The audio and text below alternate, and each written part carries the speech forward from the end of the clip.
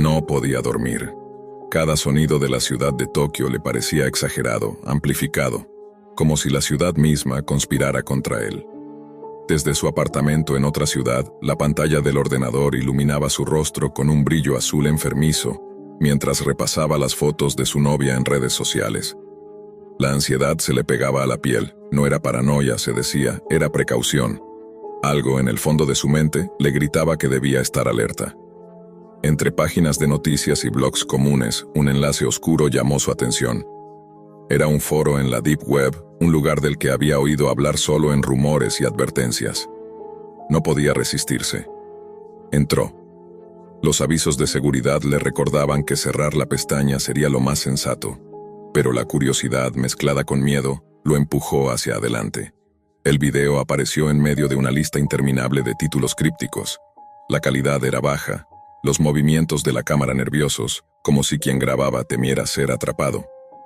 Una figura con una máscara de perro se movía entre sombras, manipulando a alguien que, de espaldas, recordaba demasiado a las fotos de su novia. Su corazón latía con fuerza. La línea entre la realidad y la ficción comenzaba a desdibujarse. Desesperado, buscó más información en redes sociales, comparando cada imagen, cada detalle del video con las fotos de ella. Los mismos gestos, la misma manera de girar la cabeza. La coincidencia era demasiado inquietante. Necesitaba verla, aunque fuera a través de la pantalla de su teléfono. Inició una videollamada. El sonido del teléfono retumbó en su pecho como un tambor. La imagen de su novia apareció, pero algo estaba mal. La habitación se veía más oscura de lo habitual, y un par de ojos asomaban detrás de la máscara de perro en la esquina de la pantalla. Antes de que pudiera reaccionar, un ruido seco y un grito apagado atravesaron el altavoz. La conexión tembló y lo que vio después lo dejó sin aliento. La figura avanzaba, la cámara temblaba, y las exigencias de dinero aparecieron en el chat como si fueran mensajes de una pesadilla demasiado real. Su mente corría a 1000 por hora. Cada decisión parecía equivocada. Cada movimiento podía empeorar la situación.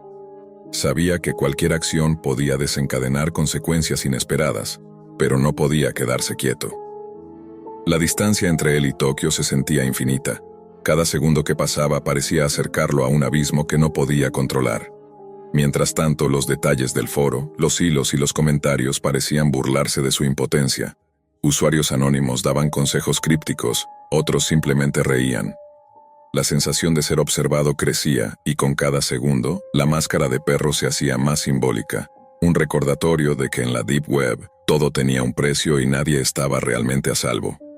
Los minutos se convirtieron en horas. Cada vibración de su teléfono lo hacía saltar, temiendo que la conexión volviera a mostrar aquello que no estaba preparado para ver.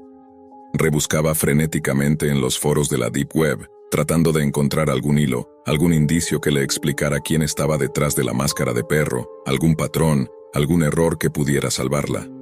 Pero el laberinto de enlaces oscuros y comentarios anónimos parecía interminable, y con cada clic, su ansiedad crecía. Recordaba con claridad los detalles del video original. La forma en que la luz caía sobre el rostro parcialmente cubierto, los movimientos calculados del secuestrador y el sonido apagado de los gritos. Era como si alguien hubiera recreado cada foto, cada gesto que ella había subido a sus redes sociales, y lo hubiera convertido en un guión siniestro. La idea de que todo pudiera ser real lo paralizaba, y al mismo tiempo, lo obligaba a seguir investigando. Decidió buscar ayuda, pero ¿a quién podía recurrir sin arriesgar la exposición de su propia vida? Llamar a la policía parecía lógico, pero la situación era extraña y digital, y cualquier movimiento podía desaparecer en la maraña de la Deep Web. Además, ¿cómo explicar algo que parecía salido de una pesadilla virtual? La incredulidad era un muro que debía sortear. Mientras tanto, la videollamada volvió a conectarse por un instante. Solo fue un parpadeo, pero su corazón se detuvo. La figura de la máscara de perro estaba allí, más cerca, más tangible. No había tiempo para pensar, solo para reaccionar. Los mensajes aparecieron de nuevo en el chat. Instrucciones ambiguas, demandas que cambiaban con cada segundo, una tensión que cortaba la respiración. Todo estaba diseñado para mantenerlo al borde del colapso, para que el miedo y la impotencia dominaran su mente. Su habitación, normalmente un refugio seguro, se transformó en un espacio hostil. Cada sombra proyectada por la luz del monitor parecía moverse con intención. Cada sonido exterior se mezclaba con el timbre del chat y los crujidos del piso, hasta que la realidad y la ficción comenzaban a fusionarse. No sabía si estaba siendo manipulado solo a través de la pantalla o si alguien realmente estaba allí, observando, guiando cada uno de sus movimientos. La desesperación lo empujó a revisar correos, redes sociales, incluso antiguos mensajes de su novia. Buscaba cualquier pista, cualquier error que pudiera darle ventaja. La máscara de perro se había convertido en un símbolo omnipresente en su mente. No solo era el rostro del secuestro, sino la personificación de la amenaza invisible que dominaba la Deep Web. Cada decisión, cada movimiento, debía ser calculado con cuidado. Un paso en falso podía convertir la paranoia en tragedia. Y mientras el reloj avanzaba implacable, la línea entre lo virtual y lo real se difuminaba. Los hilos de los foros, los mensajes crípticos y la máscara que aparecía una y otra vez se mezclaban con sus recuerdos y obsesiones, construyendo un laberinto psicológico del que parecía imposible escapar. Todo culminó en un instante que pareció eterno. Tras horas de desesperación, de seguir pistas y descifrar mensajes crípticos, su teléfono vibró nuevamente. La videollamada se activó sola, y esta vez no había sombras ni gritos apagados. Su novia apareció, completamente ilesa, con una sonrisa nerviosa. La máscara de perro había desaparecido, y en sus manos sostenía el teléfono con el que él había estado viendo la transmisión. ¿Qué pasó?, preguntó él con la voz temblorosa.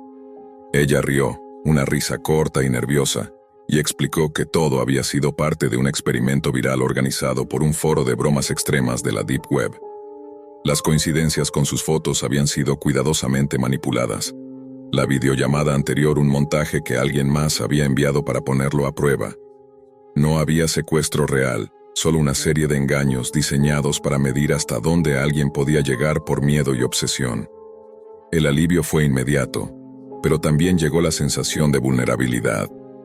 Todo lo que había visto, todo lo que había sentido, había sido real en su mente, aunque virtual en la realidad.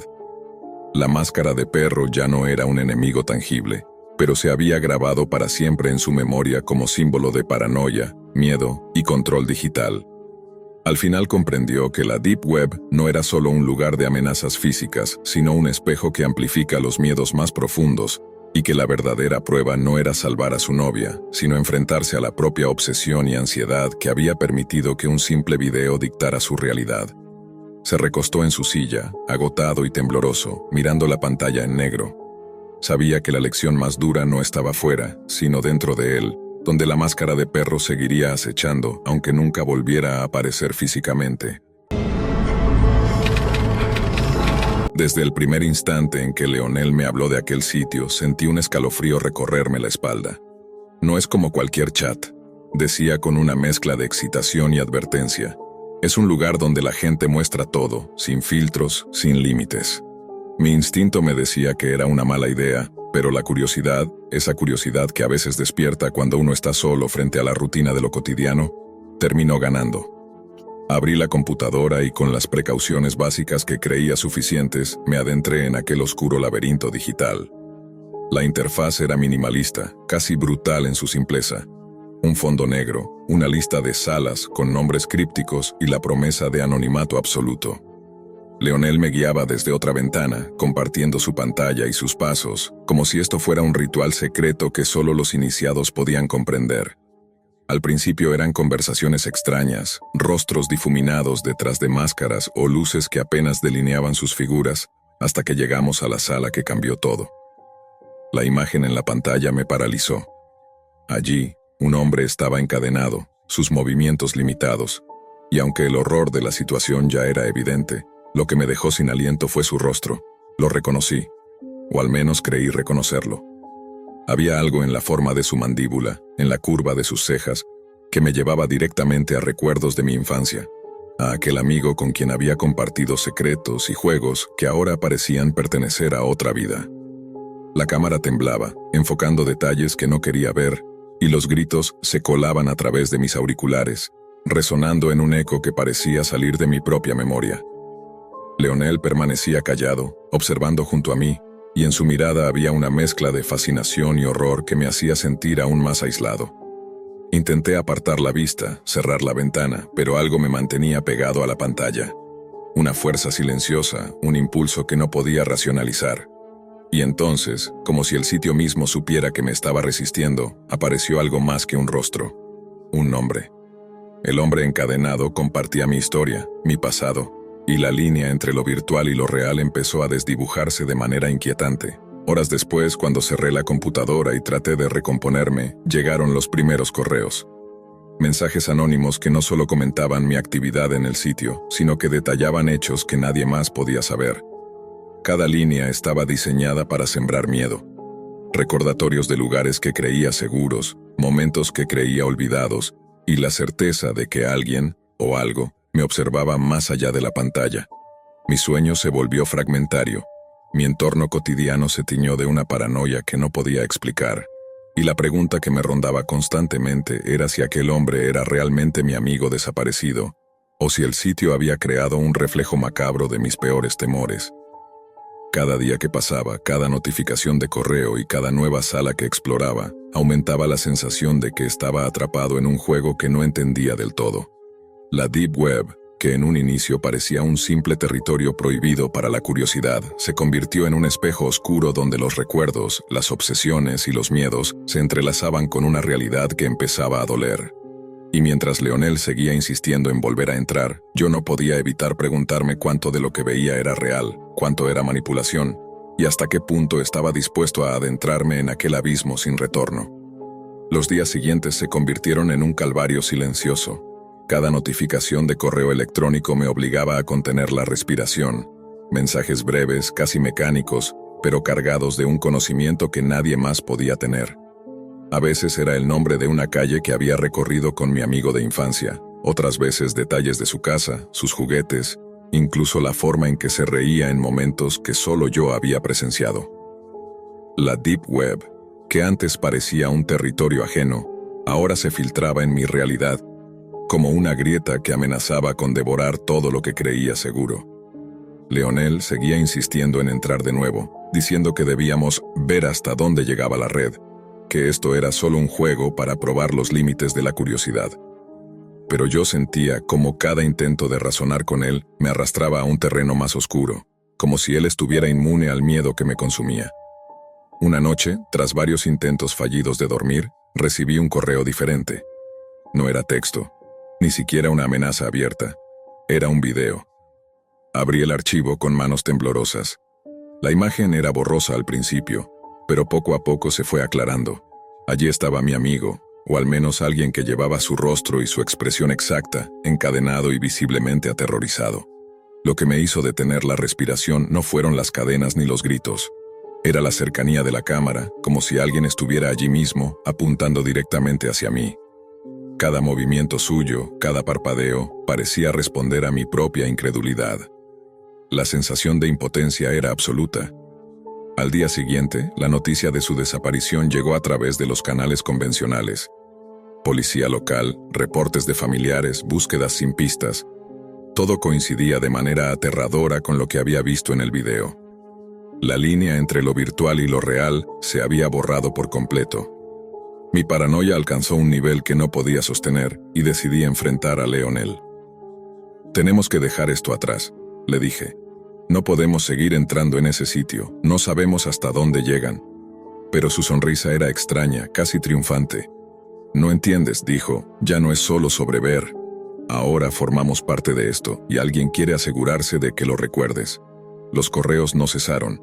Cada uno era más inquietante que el anterior, con información que parecía anticipar mis movimientos, mis pensamientos y mis miedos más íntimos. La tensión era insoportable. Y entonces, una noche, al abrir la computadora, la pantalla quedó completamente negra por un instante y apareció un mensaje que no necesitaba letras. Un símbolo que reconocí inmediatamente de aquel sitio de videochat, acompañado de la sensación de que alguien me observaba desde el otro lado, en tiempo real. Mi vida cotidiana se desmoronó. Las llamadas, los mensajes de amigos, incluso la rutina de salir a la calle, todo se veía filtrado por la sensación de vigilancia constante. Finalmente entendí algo que hasta entonces había negado. El sitio no era solo un lugar, era un mecanismo de control, de miedo, y nosotros éramos piezas involuntarias en su juego. Cada visita, cada clic, cada curiosidad había alimentado algo más grande que nosotros, algo que trascendía la pantalla. La última pieza del rompecabezas llegó en un correo final, anónimo como todos los demás, que contenía una foto de Leonel. Su expresión era la misma que había visto en el video de mi amigo, una mezcla de terror y aceptación, como si supiera que no había vuelta atrás. Comprendí entonces que lo que habíamos presenciado, lo que habíamos provocado con nuestra curiosidad, tenía un precio que ninguno de los dos podía calcular. Nunca volví a abrir la computadora sin sentir ese frío helado recorriendo mi columna. La Deep Web, con sus secretos y horrores, había dejado una marca imborrable. Y mientras el mundo continuaba afuera, yo aprendí que hay cosas que la curiosidad humana nunca debería tocar, y que a veces mirar demasiado profundo es abrir una puerta que nadie puede cerrar. Elisa nunca se sintió suficiente. En el colegio, mientras sus compañeras hablaban de viajes a Europa o presumían de bolsos auténticos con logotipos brillantes, ella se limitaba a observar en silencio, fingiendo que no le importaba. Pero en el fondo, cada palabra la pinchaba como una aguja invisible. El problema real empezó cuando conoció a Julián, el chico nuevo, hijo de empresarios, con un auto que parecía recién salido de un comercial y una sonrisa que atraía miradas como imanes. Desde que lo vio, Elisa sintió que necesitaba estar a su altura. No bastaba con ser simpática ni con tener buenas notas. En su mente debía proyectar lujo, dinero y esa clase de vida que jamás había tenido. Una noche, navegando por foros que no deberían estar al alcance de una chica de su edad, Elisa tropezó con una conversación extraña. Usuarios intercambiaban paquetes de tarjetas de crédito robadas, datos completos con número, fecha de vencimiento y código de seguridad. Había advertencias, claro. No uses esto en Amazon, te rastrean enseguida. Mejor compra en tiendas fantasmas, no seas idiota, no dejes huellas. Al principio Elisa pensó que era una broma o algún tipo de exageración, pero el hilo seguía y seguía, lleno de capturas, tutoriales y enlaces hacia rincones más oscuros de la red. Fue ahí donde se topó con la dirección de un sitio de apariencia rudimentaria, apenas un fondo negro con letras verdes titilando como si vinieran de otra época. La página se llamaba Black Market Keys, y en letras pequeñas decía, acceso restringido. Aquí no se vende, aquí se intercambia poder. Esa frase quedó grabada en la cabeza de Elisa, que temblando de nervios empezó a leer las instrucciones para acceder.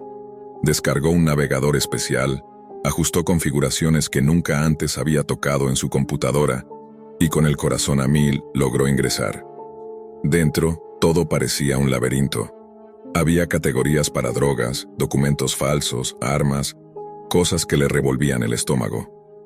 Pero también había una sección llamada Luxury Access, donde se ofrecían tarjetas listas para usar, supuestamente pertenecientes a clientes de alto perfil. El precio era ridículo comparado con lo que esas tarjetas permitían comprar. Elisa no lo pensó demasiado. Pagó con criptomonedas unos ahorros que había escondido de su madre y en cuestión de minutos recibió un archivo cifrado. Cuando lo abrió, se encontró con los datos completos de una tarjeta Visa Platinum, el tipo de plástico que solo había visto en películas. El primer uso fue tímido, una blusa de marca enviada a un apartado postal que había alquilado con un nombre falso. El pedido llegó sin problemas. Después vino un bolso de diseñador, zapatos caros, perfumes. Cada entrega era un golpe de adrenalina. Elisa se sentía invencible, como si hubiera descubierto un atajo secreto hacia la vida que siempre soñó. Y Julián empezó a notar.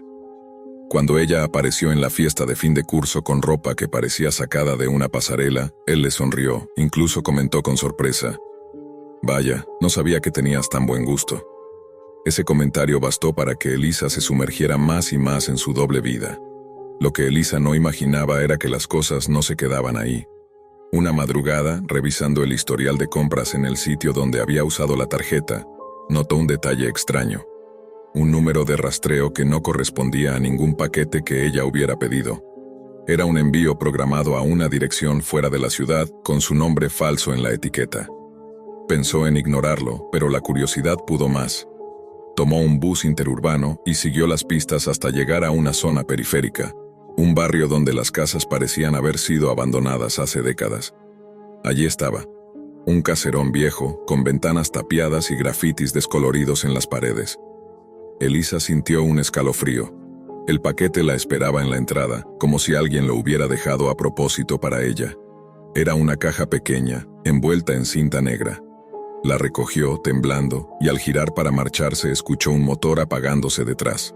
Un auto oscuro se estacionó, y de él bajaron dos hombres trajeados, con un aire demasiado serio, demasiado calculado. No parecían perdidos, no parecían improvisados.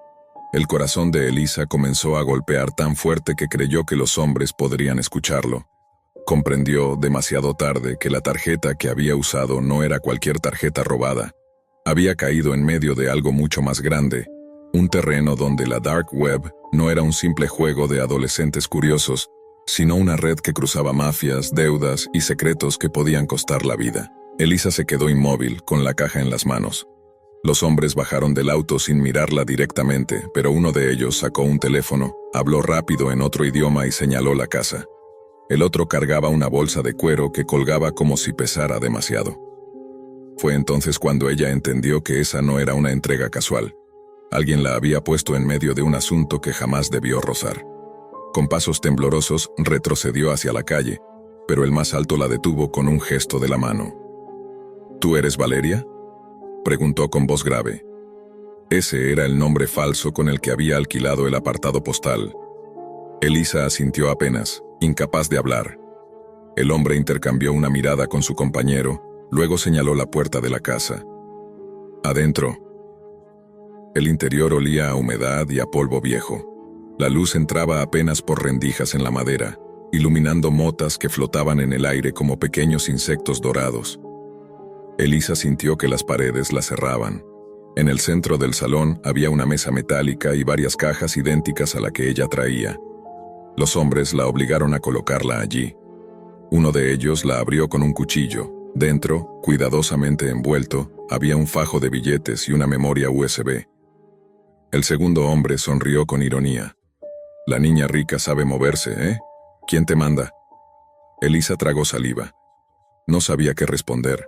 Pensar que todo había comenzado por un capricho, por querer impresionar a un chico, y ahora estaba de pie frente a mafiosos que podían matarla sin pestañear.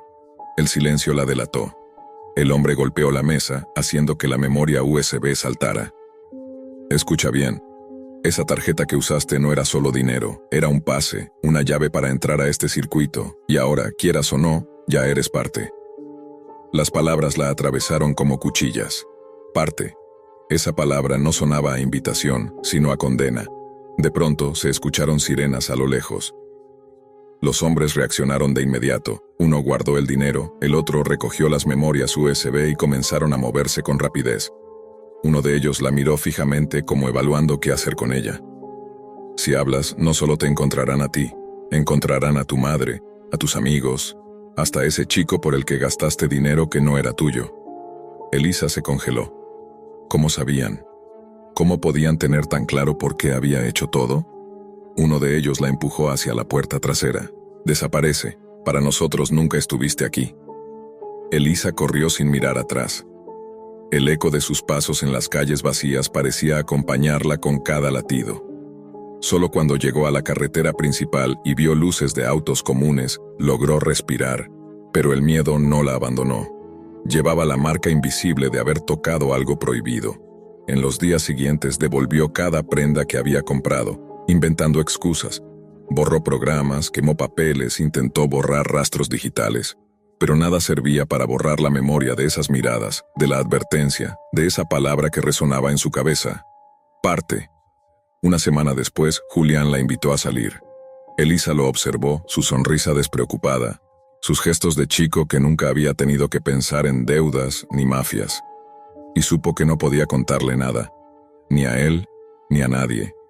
Porque aunque quisiera dejarlo atrás, aunque intentara convencerse de que había sido un error pasajero, en el fondo entendía la verdad. Quien entra a la dark web con una tarjeta robada nunca sale siendo la misma persona.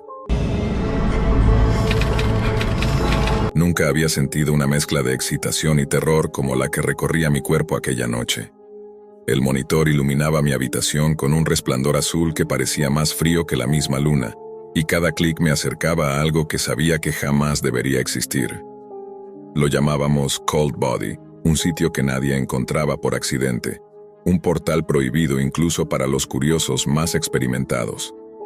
Yo, un hacker curtido en redes y códigos, y mi amigo virtual, que respondía al seudónimo de Nox, éramos los exploradores de este territorio oscuro. La promesa era simple: ver lo que nadie había visto y a cambio sentir un miedo que rozaba lo tangible. Al principio, todo parecía parte de un juego macabro. Cada sala de transmisión ofrecía una versión más retorcida de la realidad. Cuerpos inertes colgando como marionetas, escenas de mutilación que desafiaban toda lógica y actos que violaban los límites de la moral humana. Nox y yo comentábamos en un chat cifrado, intercambiando risas nerviosas y teorías sobre quién estaba detrás de la cámara. Nos sentíamos invisibles, seguros detrás de nuestras máscaras digitales y firewalls complejos, ignorando la advertencia que siempre flotaba en mi subconsciente. No estabas realmente protegido. La experiencia empezó a corroer algo dentro de mí. Cada archivo descargado, cada transmisión reproducida, era un veneno lento que se filtraba entre mis neuronas. Había una extraña fascinación en el horror, un magnetismo que te obligaba a seguir, a mirar una imagen más, a abrir un enlace más. Nox me enviaba enlaces como si fueran trofeos, y yo los aceptaba, atrapado en una espiral de morbo y adicción. Fue entonces cuando noté que el sitio no era solo una colección de videos, era un ente vigilante.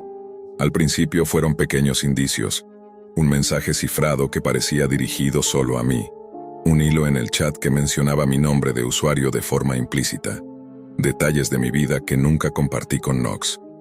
La paranoia empezó a instalarse como un huésped invisible. Sentía que mi habitación estaba más fría de lo normal, que cada sombra que cruzaba por la pantalla era un aviso. El código que antes me otorgaba poder se convirtió en un espejo de vulnerabilidad. Cada noche antes de dormir revisaba mis cuentas, mis historiales, las direcciones IP que había dejado atrás sin saberlo. Nox me aseguraba que todo era seguro, que estábamos jugando con fuego sin quemarnos. Pero en mi mente, un pensamiento recurrente se repetía: ellos sabían más de mí que yo mismo. Y lo peor no era el sitio en sí, sino lo que representaba.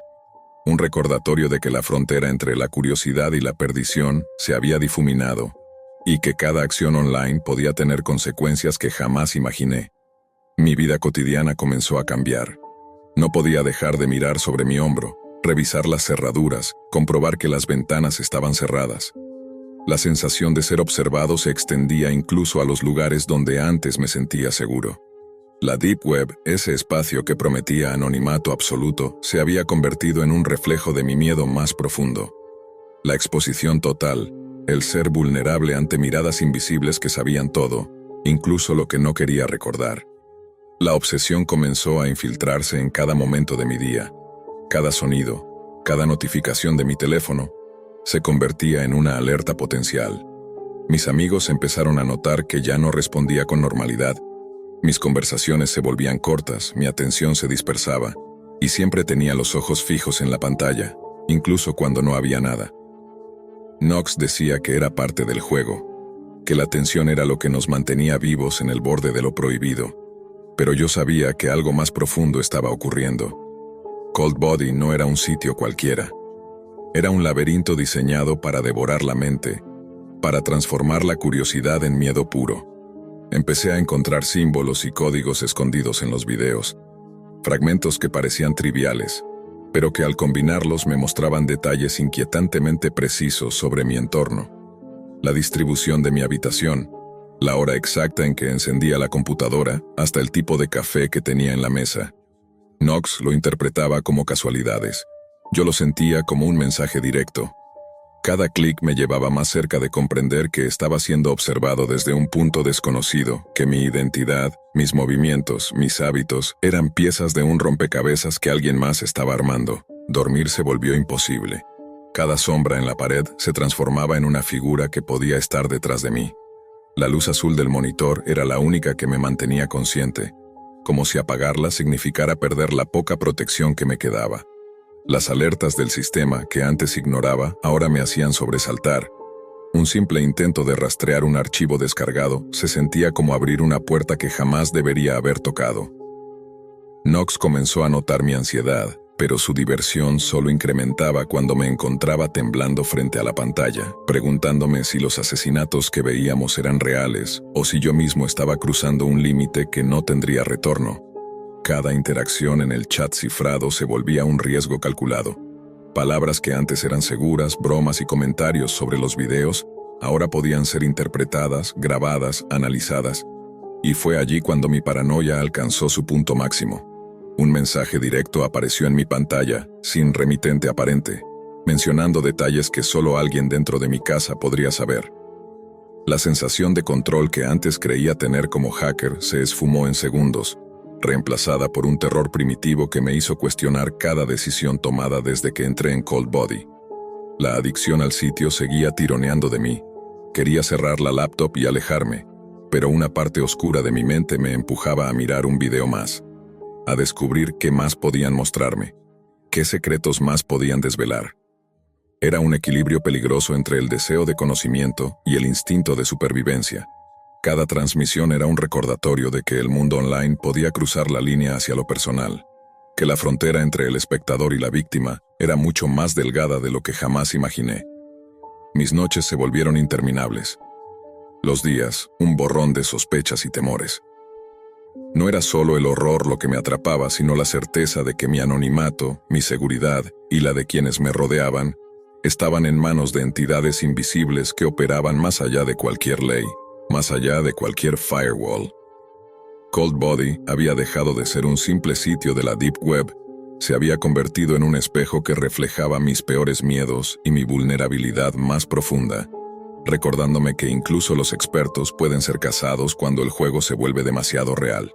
Una noche, mientras revisaba los últimos enlaces que Knox me había enviado, la pantalla se tornó negra de repente. Luego apareció un mensaje en letras rojas, grandes y claras. Sabemos quién eres.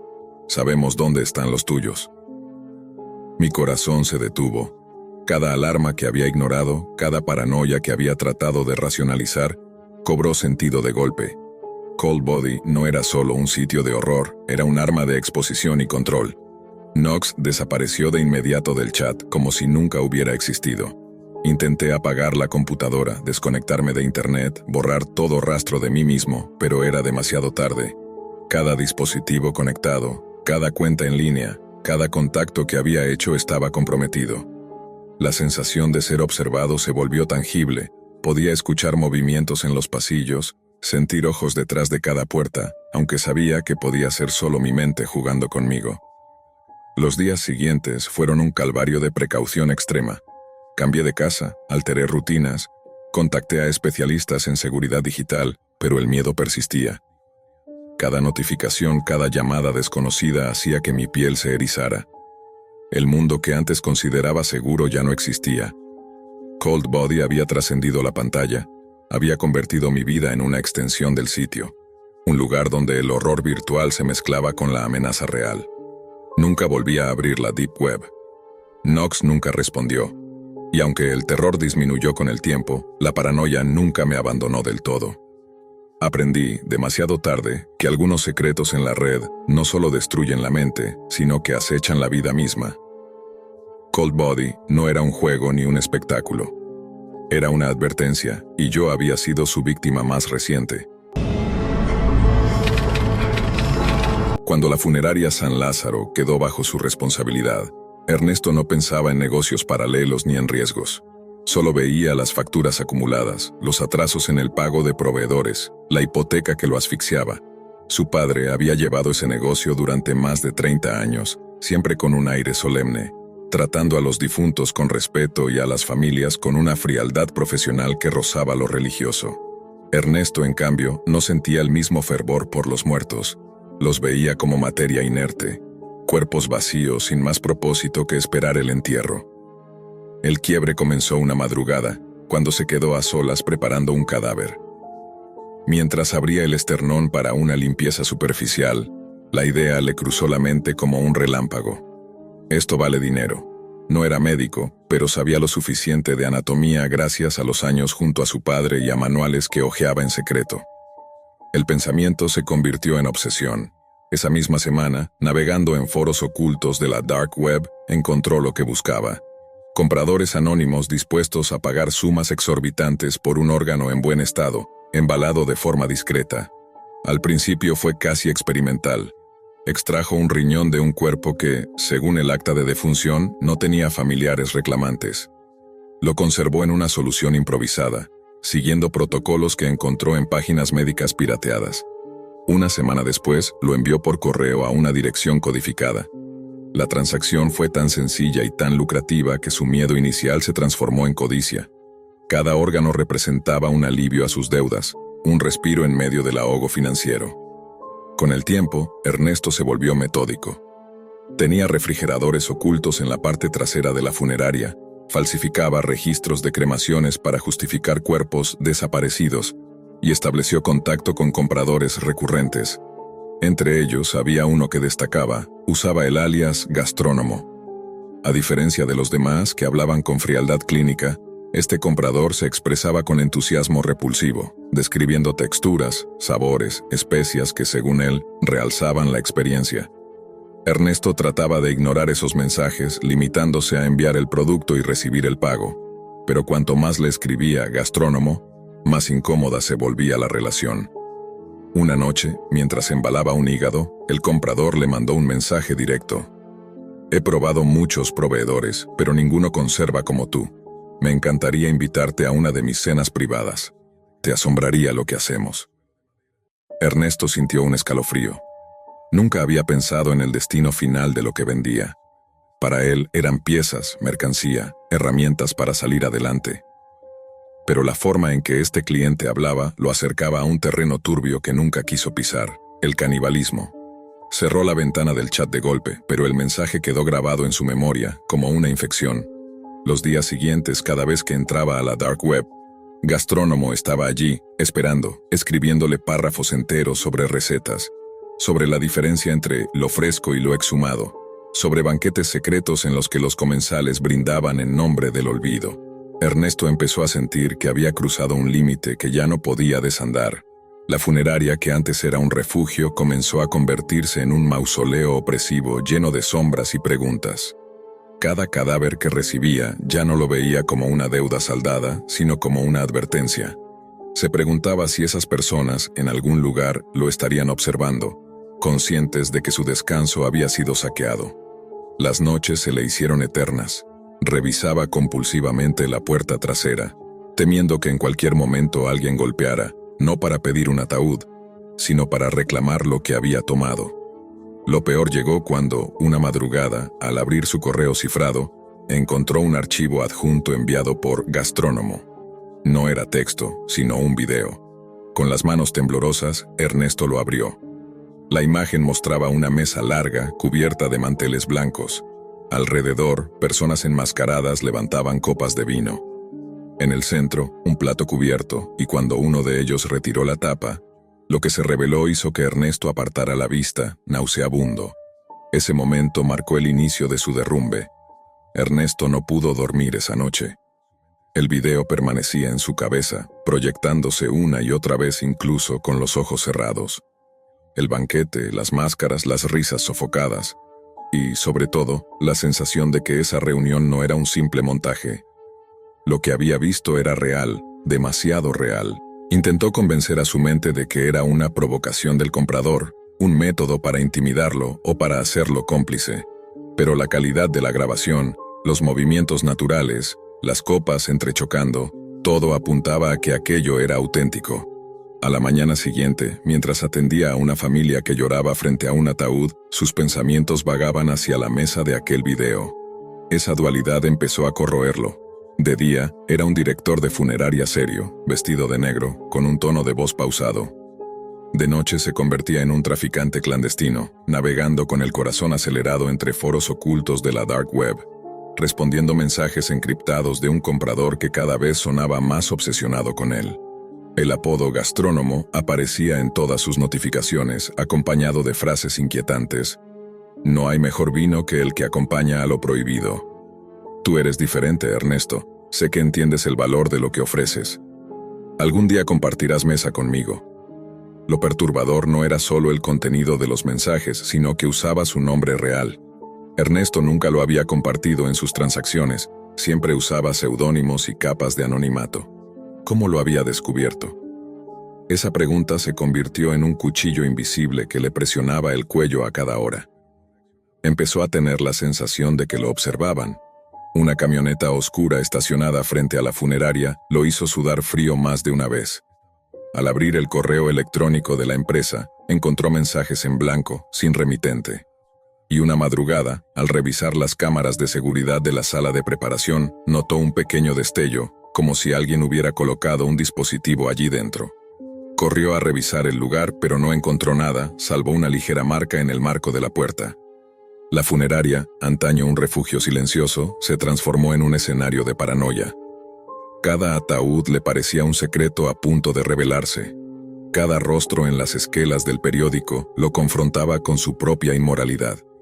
Los órganos que extraía ya no eran mercancía, sino recordatorios de que estaba desmembrando la dignidad de alguien que jamás dio su consentimiento. Sin embargo, lo peor llegó con un paquete que recibió en la entrada trasera, sin remitente. No era un cadáver, no era un encargo de la funeraria. Dentro de la caja había un delantal manchado, como los que usan los chefs, y una nota escrita con caligrafía elegante. Preparé un lugar para ti. El terror lo invadió. Ernesto comprendió que no se trataba solo de un cliente lejano tras una pantalla. Gastrónomo estaba cada vez más cerca, demasiado cerca. La dark web, que antes era su escondite, se había convertido en un espejo que lo delataba, una ventana desde la cual alguien lo observaba sin descanso. Las noches siguientes, Ernesto dejó de conectarse. Cerraba el ordenador con candado, evitaba abrir los correos cifrados, pero el silencio era aún más inquietante que los mensajes. Era como si Gastrónomo estuviera esperándolo pacientemente, dándole tiempo para aceptar lo inevitable. Y en medio de esa tensión insoportable, una idea empezó a rondarle. ¿Y si de alguna manera aprovechaba todo aquello no para hundirse más, sino para escapar? ¿Y si el mismo mundo que lo había atrapado en la oscuridad le daba también una vía de redención? Ernesto no podía sostener más esa doble vida. Durante días caminó como un sonámbulo entre ataúdes y clientes, pero en su mente solo resonaba la frase de la nota. Preparé un lugar para ti. El delantal manchado lo había guardado en un cajón, como si así pudiera contener el miedo, aunque cada vez que lo abría lo sentía palpitar, como si el objeto respirara. Finalmente, una noche cedió a la presión. Volvió a conectarse a la dark web después de semanas de silencio. El chat lo recibió con un mensaje nuevo, fresco, como si Gastrónomo hubiera estado esperándolo frente a la pantalla cada día. Pensé que habías muerto, pero qué alegría verte regresar. Ernesto respondió con un simple, ya no vendo más. El silencio posterior fue insoportable. Minutos después, el comprador escribió, claro que sí vendes. Vendes porque no sabes vivir de otra cosa. Porque ya eres uno de nosotros. Te enviaré la dirección. Ven. Al abrir el archivo adjunto, Ernesto reconoció con espanto que era una ubicación en su misma ciudad. Un viejo restaurante clausurado hacía años, a pocas calles de la funeraria. El mensaje final decía, si no vienes, vendré por ti. Esa amenaza fue el punto de quiebre. Ernesto entendió que su silencio no lo salvaría. Ya no se trataba solo de vender órganos. Estaba atrapado en una red de clientes que no querían proveedores, sino cómplices. La curiosidad mezclada con miedo lo arrastró al lugar. Entró con el corazón latiendo como un tambor. El restaurante abandonado estaba iluminado por velas. Había mesas puestas con copas y platos y figuras enmascaradas que giraron al verlo entrar. Entre ellas, un hombre con máscara blanca levantó la copa y lo saludó. Nuestro proveedor estrella ha llegado. Lo hicieron sentarse. Frente a él sirvieron un plato cubierto. El hombre enmascarado, el gastrónomo, retiró la tapa con un gesto teatral. Lo que vio Ernesto lo heló. No era un órgano humano esta vez, sino un pedazo de carne cocinada y aderezada. Podría haber sido de cualquier animal, pero algo en su forma le resultaba demasiado familiar.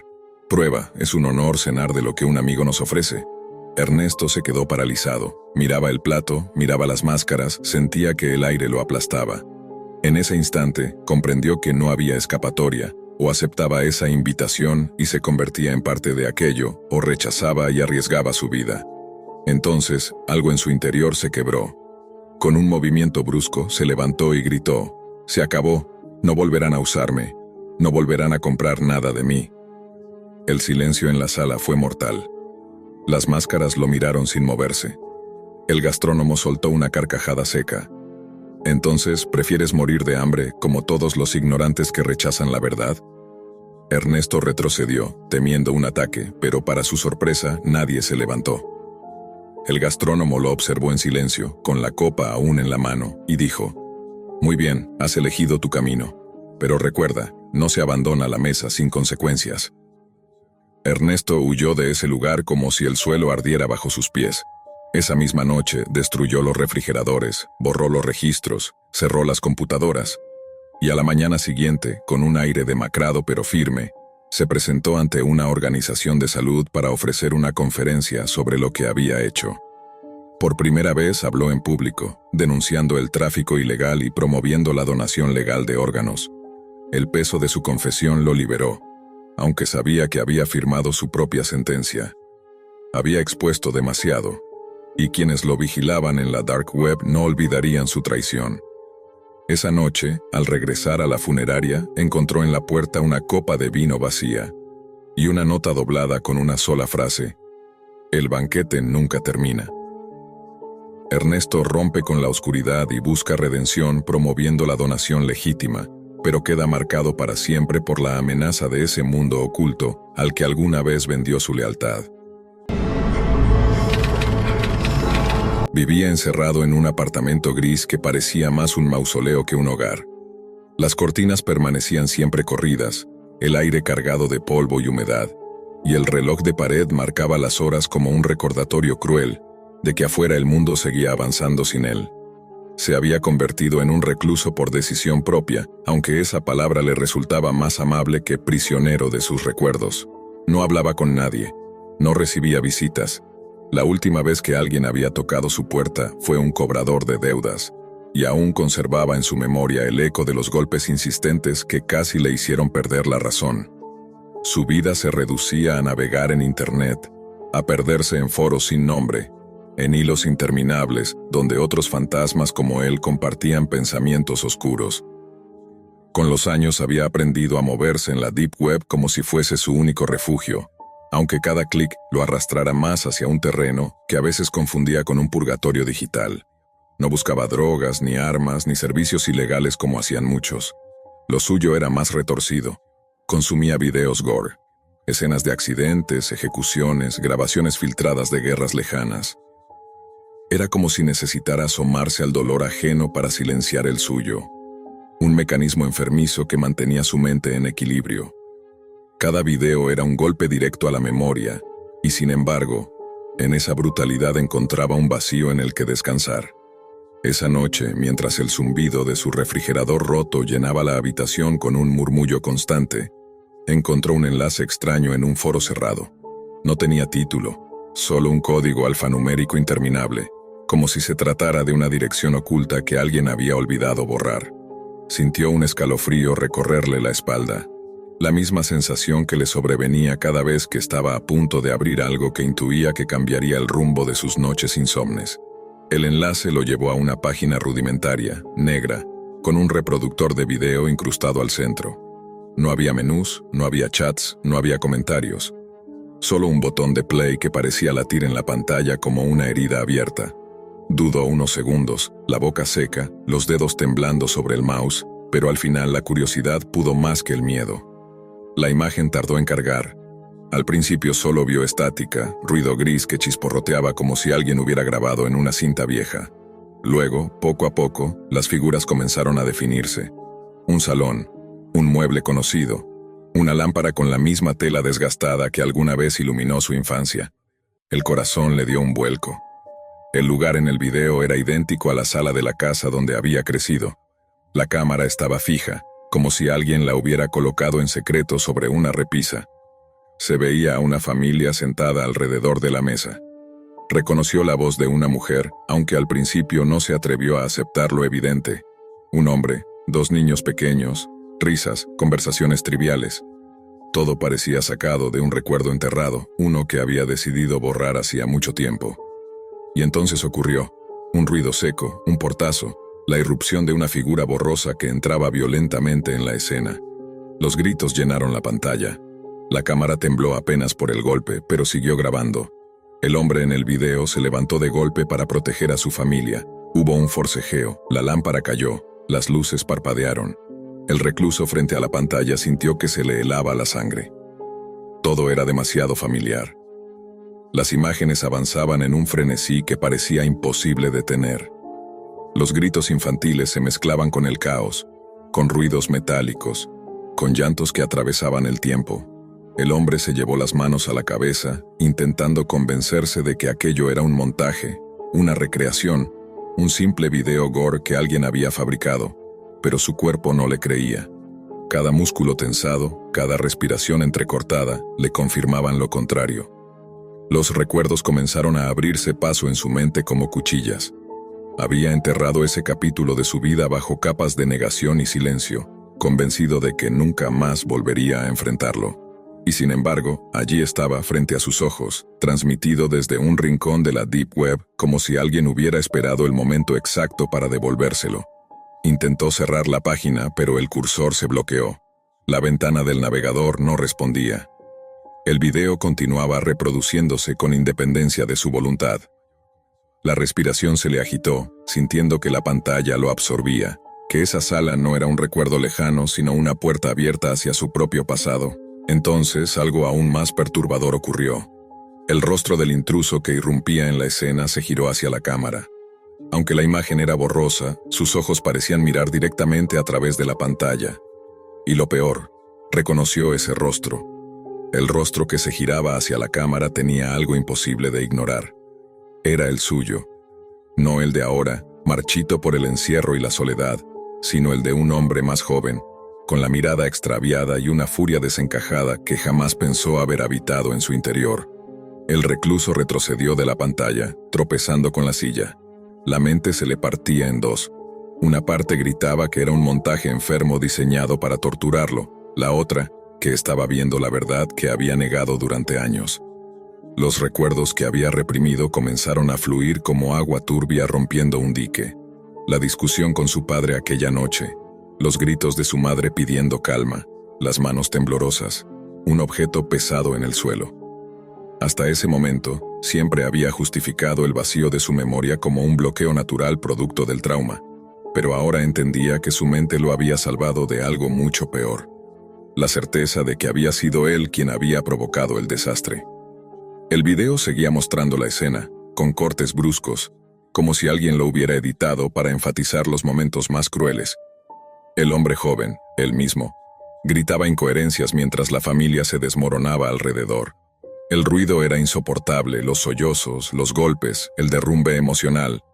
De repente el video se congeló en un frame, su rostro jadeante, sudoroso, con los ojos desencajados mirando directo a la cámara. En ese instante la pantalla negra se llenó de texto. ¿Lo recuerdas ahora? El recluso se desplomó en el suelo con las manos sobre la cabeza. ¿Quién podía estar detrás de esto? ¿Quién tenía ese material? Si era real, y en el fondo sabía que lo era, significaba que alguien había guardado una copia del peor día de su vida y lo había esperado en la Deep Web como una trampa macabra. No durmió esa noche. Vagó por el apartamento como un espectro, encendiendo y apagando luces, convencido de que lo vigilaban. Cada ruido en el pasillo lo hacía saltar, cada sombra era un posible visitante del pasado. Cuando amaneció, con los ojos enrojecidos, tomó una decisión que jamás pensó volver a considerar: llamar a la policía. No lo hizo por redención ni por arrepentimiento. Lo hizo porque sabía que tarde o temprano ese video iba a aparecer en otro lugar, y si llegaba a ser público, su nombre quedaría expuesto. Quiso adelantarse, como si entregarse pudiera darle algo de control. Al llegar a la estación, balbuceó explicaciones confusas sobre un archivo encontrado en la Deep Web. Los agentes lo miraban con suspicacia, pero el temblor de su voz y la desesperación en sus gestos los convencieron de tomarlo en serio. Lo sentaron frente a una computadora y, con su ayuda, ingresaron al enlace que todavía conservaba. Para sorpresa de todos, la página seguía en línea. El video se cargó lentamente y una vez más la sala familiar se desplegó en la pantalla. Los policías intercambiaron miradas incómodas. Era una grabación demasiado explícita para ser un montaje cualquiera. Uno de ellos salió de la sala, probablemente a llamar a un superior. El recluso observaba cada segundo como si fuera la primera vez. El dolor era igual de insoportable, pero también sentía una extraña liberación. Ya no cargaba con un recuerdo borroso, sino con una certeza que podía enfrentar. Lo que no esperaba era lo que ocurrió al final del video. Cuando la escena culminó en caos y silencio, apareció un corte abrupto. La imagen cambió a otra grabación, una celda de prisión. Dentro, un hombre mayor, de barba descuidada, se balanceaba en un catre metálico. Miró hacia la cámara con ojos vidriosos y dijo con voz firme: «Yo no fui. Él lo hizo». El recluso sintió que el aire se le escapaba. Era su padre. Su padre, a quien creía muerto desde hacía años, aparecía en ese video señalándolo como culpable. Los policías lo miraban atónitos, y uno de ellos preguntó en voz baja: «¿Usted reconoce a este hombre?». El recluso no respondió, solo bajó la cabeza. La investigación se disparó en cuestión de días. La policía rastreó fragmentos del archivo, descubriendo que había estado circulando en mercados ocultos de la Deep Web durante meses, aunque con acceso restringido a ciertos compradores. Había quienes pagaban grandes sumas por videos auténticos de asesinatos familiares, material prohibido que servía de moneda en circuitos aún más oscuros. El recluso se convirtió en el eje central del caso. Los medios de comunicación lo presentaron como un testigo clave, aunque poco a poco comenzaron a filtrarse detalles de su pasado, detalles que él había preferido callar. La sospecha se instaló. ¿Era una víctima de un chantaje digital o el verdadero protagonista del crimen? Una noche, mientras esperaba el resultado de la investigación en un cuarto de interrogatorio, la computadora frente a él se encendió sola. Nadie la había tocado. El mismo reproductor apareció en la pantalla, esta vez con un nuevo mensaje. El pasado no se borra, solo cambia de dueño. El video comenzó a reproducirse de nuevo, pero ya no era el mismo. Esta vez lo mostraba en tiempo real, sentado exactamente en esa silla, con la misma camisa, con los mismos policías detrás de él. El bucle estaba completo. Alguien lo estaba grabando ahora, tal como había ocurrido con su familia. El recluso abrió la boca para gritar, pero la pantalla se volvió negra, y entonces comprendió que nunca había dejado de estar atrapado. Ni en su casa, ni en la estación de policía, ni en ninguna parte. Su prisión era la Deep Web, y la llave de esa celda estaba en manos de alguien que conocía toda su vida mejor que él mismo. La policía jamás pudo determinar quién había subido el video ni de dónde provenía. El recluso fue internado en un hospital psiquiátrico bajo custodia, repitiendo una sola frase una y otra vez: «Si ellos grabaron mi vida, también grabarán la tuya».